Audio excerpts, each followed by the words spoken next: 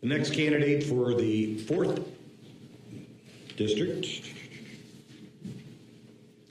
Here's my notes.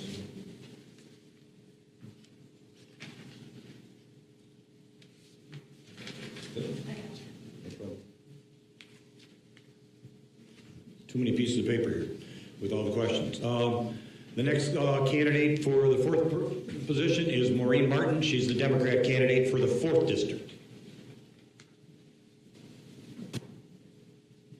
Thank you so much for staying through the whole thing. Thank you, Rick, and the Chamber for inviting all of us to be here. It's a thrill tonight to introduce myself to you as a candidate for District 4's seat on the Livingston County Commission. The 4th district includes the townships of Conway, Handy, Iosco, Unadilla, and the southwestern part of Putnam Township, including Howell, Fowlerville, and all the people and settlements in between. It's a big rural district on the western edge of the county. The issues that face this county are critical: environment, justice, mental health, community safety, economic development, road quality, transportation, elder care and senior resources, trails, parks, open space. News this week calls out emerging problems with water quality, PFAS, and a high rate of opioid addiction. But you name it, and our county government touches it. I'd like to represent you and the things that you care about on the county commission. I'm here tonight to ask for your vote. We live in a wonderful place. Open spaces, vibrant farmlands, lakes, rivers, magnificent trails. These places have drawn each of us to stay in this place and to build lives here.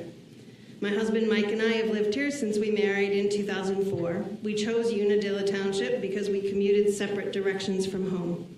He drove to Lansing when worked at MSU Extension as a botanist until he retired. I drive to Ann Arbor, where my degree in business has served my work in managing and fundraising for nonprofits and the university.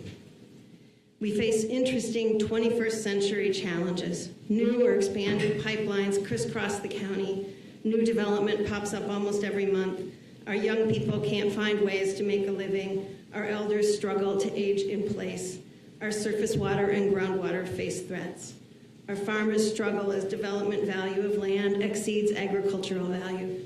It puts pressure on them in taxes and pressure on them when the time comes to hand off the farm to the next generations. And yet we're making few investments in our communities or reaching out to our neighbors, seniors, and our youth.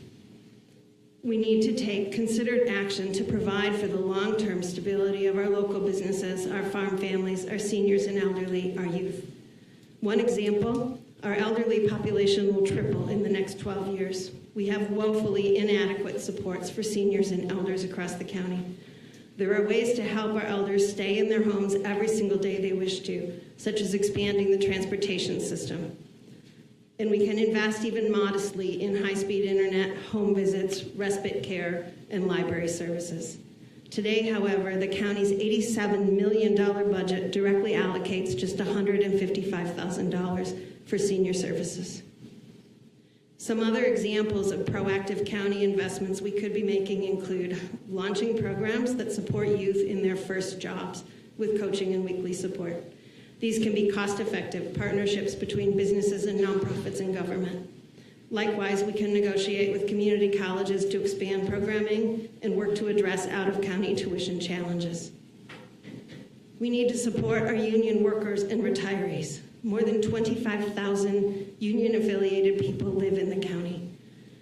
We can do this by fighting for prevailing wage and even living wage rules, by reducing the outsourcing of county jobs, and by recruiting bids from union shops for work on our buildings, parks, and roads.